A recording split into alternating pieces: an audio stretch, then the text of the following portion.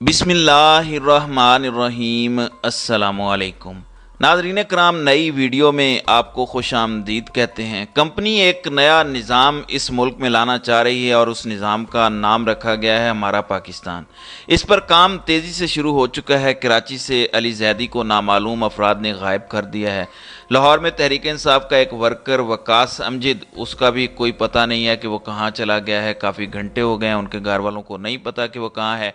ये ज़मान पार्क में सेरी और अफ्तारी का इंतज़ाम भी करते हैं। कल इमरान खान ने अपनी तकरीर में कहा कि ये मेरे करीबी सारे लोगों को पकड़ना चाहते हैं, तहरीक इंसाफ को क्रश करना चाहते हैं, तोड़ना चाहते हैं। तो क्या यहाँ पर किसी नए निज़ाम की तैयारी हो रही है? फिर इसके बाद आपको ये भी बताऊंगा कि कैसे सुप्रीम कोर्ट का फैसला इम्प्लीमेंट होगा। वो कला क्या कह रहे हैं, सलमान अकरम राजा ने क्या तबाही तकरीर की है, आपको थोड़ा उसका क्लिप भी सुनवाऊंगा। एतजाज़ अहसन ने जो बात की है वो भी बताऊंगा। लेकिन पहले आपको निज़ाम का बता दूं। नाज़रीन कराम, निज़ाम का जो खाका बना है वो ये है कि इमरान खान ख़त्म होगा, कत्ल करेंगे या नाअहल करेंगे, हर सूरत इमरान खान माइनस होगा, तहरीक इंसाफ को तोड़ा जाएगा। हमारा पाकिस्तान डॉक्ट्राइन का ये हिस्सा है, ऐसा बाज़ सहाफ़ी कह रहे हैं। तहरीक इंसाफ जब टूट जाएगी तो अपोजिशन ख़त्म हो जाएगी, इनके लोगों को तोड़ के मुख्तलिफ पार्टियों में शामिल किया जाएगा और निज़ाम क्या बनाया जाएगा वो सुन लें। ये प्लान तो सबको अंदाज़ा है, मगर निज़ाम क्या होगा वो भी सुन लें। सारी जमातें क्योंकि एक छतरी के नीचे हैं, एक बार इलेक्शन करवाया जाएगा, क्योंकि इन सारी जमातों को जिसको भी वोट पड़ेगा एक ही वोट तस्वुर होगा। क्योंकि पीपल्स पार्टी को वोट भी नून को पड़ता है और नून का वोट पीपल्स पार्टी को है, जेयूआई का वोट नून को है, नून का वोट जेयूआई को है, एएमपी है, बाप है, पीएमपी है, जितनी भी जमातें हैं एक दूसरे का वोट इकट्ठा ही होगा। और अगली भी ऐसी ही पार्लियामेंट होगी जैसे आज पीडीएम इकट्ठी है। उस पार्लियामेंट से एक खास शख्सियत एक्सटेंशन लेगी, एक दफा नहीं, 5 साल की पार्लियामेंट से 2 बार एक्सटेंशन लेगी। 9 साल तक ओहदे पर रहने का प्लान है। ये मैं आपको वो मालूमात बता रहा हूं जो इस वक्त सोशल मीडिया पर क्रेडिबल सहाफ़ियों से अवेलेबल हैं। ये इस कदर सीरियस है हमारा पाकिस्तान प्रोग्राम। मैं आपको बताता हूं कि ये करोड़ों अरबों रुपए लगा रहे हैं और इसकी कंफर्मेशन जो है वो मैं कर देता हूं। अभी एक पोल रखा गया जिसमें नया पाकिस्तान, पुराना पाकिस्तान और हमारा पाकिस्तान का मुकाबला था। तो वहां पर बाकायदा प्लान के साथ अपने बोर्ड्स के जरिए ये सब कुछ किया जा रहा है ताकि हमारा पाकिस्तान जीते। यानी कुल व्यूअर्स जो हैं वो 54,000 हैं, लेकिन जो वोट हमारा पाकिस्तान को पड़ गया है वो 60,000 है। यानी अवाम को लगे कि अवाम ये चाहती है। इस पर मेजर आदिल राजा ने एक कमेंट किया। उन्होंने कहा कि ये लोग अवाम का अरबों रुपया लगाकर मुख्तलिफ मीडिया सेल से लाखों जाली ट्विटर अकाउंट हैंडल कर रहे हैं। मैं इस बात का जिक्र पहले काफ़ी दिन पहले कर चुका हूं। तो इसकी कंफर्मेशन हो गई है कि बोर्ड्स के ज़रिए हमारा पाकिस्तान पोल को रिग किया गया है, क्योंकि हमारा पाकिस्तान हाफिज डॉक्ट्राइन का बुनियादी रुकन है। इसकी बुनियादी वजह यह है कि एक नहीं 2 एक्सटेंशंस लेनी है। दूसरा, इसके साथ ये करना है कि अपोजिशन खत्म हो जाएगी। क्या होगा, मुल्क से अपोजिशन खत्म हो जाएगी, मतलब तहरीक इंसाफ को तोड़ने के बाद जो ये करवाना चाहते हैं दोबारा कभी अवाम के पास वोट मांगने के लिए नहीं जाना पड़ेगा। इस मुल्क पर टोटल मिलिट्री टेक ओवर होगा और सियासतदान सिर्फ फ्रंट मैन का किरदार अदा करेंगे।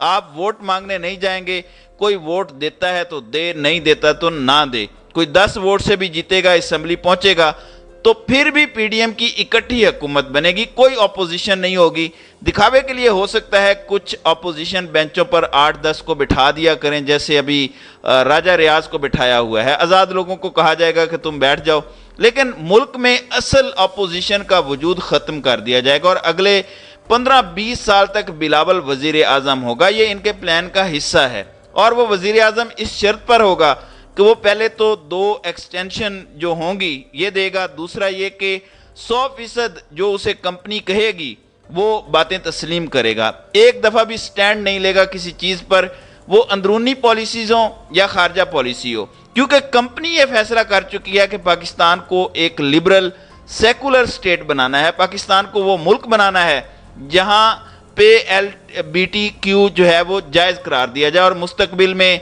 इस मसले को कानूनी तहफ़्फ़ुज़ दिया जाए, यानी हम जिन्स परस्ती को कानूनी तहफ़्फ़ुज़ दिया जाए। ये اس جو ہے وہ ڈاکٹرائن کا حصہ ہے. یہ دعوی اس وقت ہمارا پاکستان کے حوالے سے آ رہے ہیں. یہ صورتحال اس وقت سامنے آ رہی ہے. اب میں آپ کو بتاتا ہوں کہ اس کے مقابلے میں وکلاء کھڑے ہو گئے ہیں. ملک کے تمام بڑے چوٹی کے جو وکلاء ہیں وہ کھڑے ہو گئے ہیں.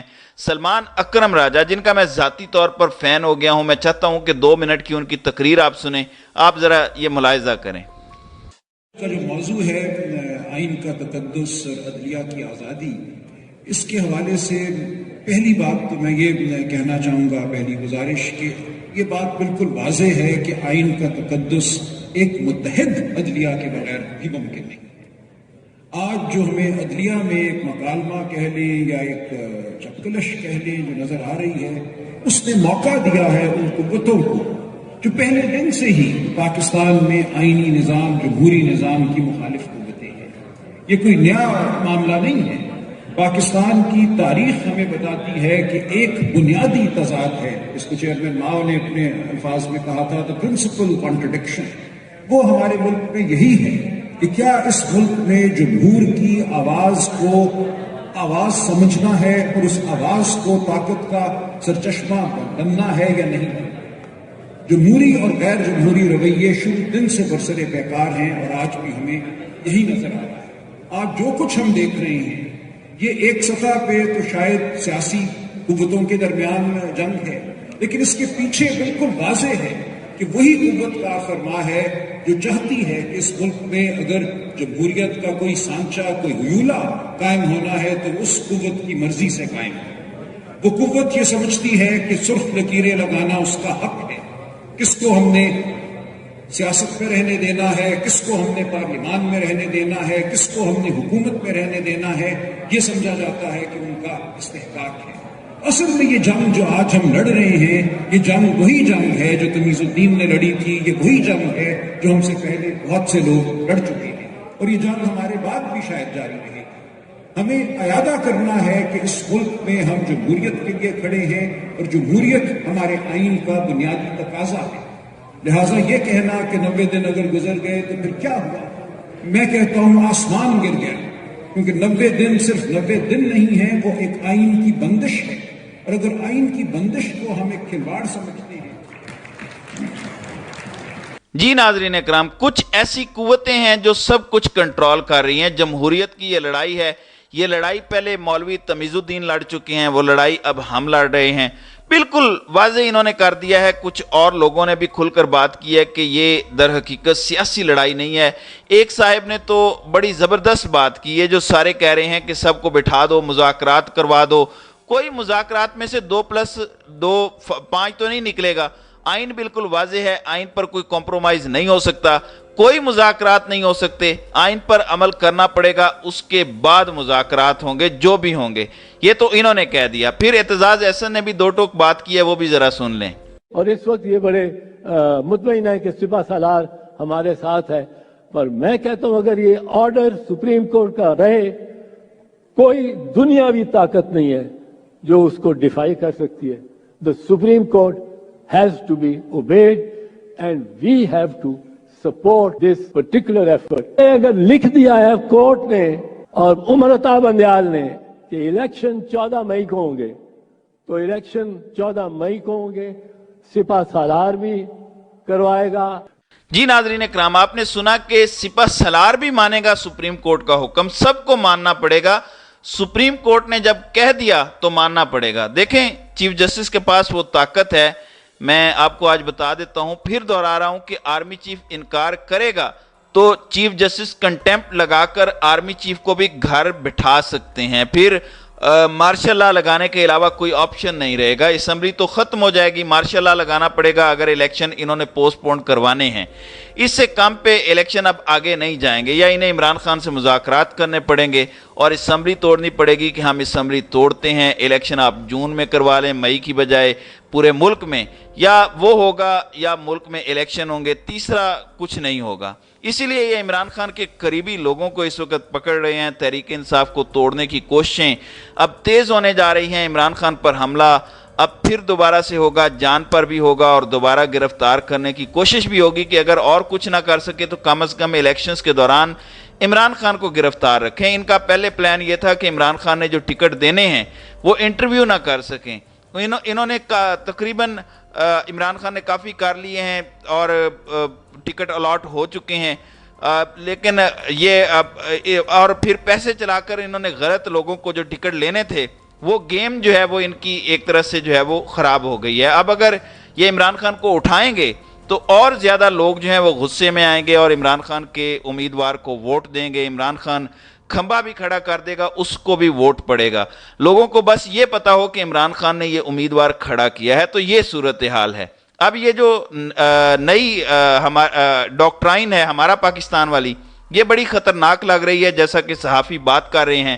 بعض تو کہتے ہیں کہ یہ پاکستان کو توڑنے کی ڈاکٹرائن ہے، اس کو ہمیں رد کرنا پڑے گا، کیونکہ ہمارا پاکستان نعرہ بڑا پیارا ہے۔ یہ ہمارا نیا پاکستان ہوگا، کیونکہ ہمیں پرانے پاکستان میں لا لیسنس جو ہے وہ قابل قبول نہیں ہے۔ تو ناظرین کرام، آپ کی اس ویڈیو کے حوالے سے کیا رائے ہے؟ اب اپنی رائے کا اظہار کامنٹ سیکشن میں ضرور کیجیے گا۔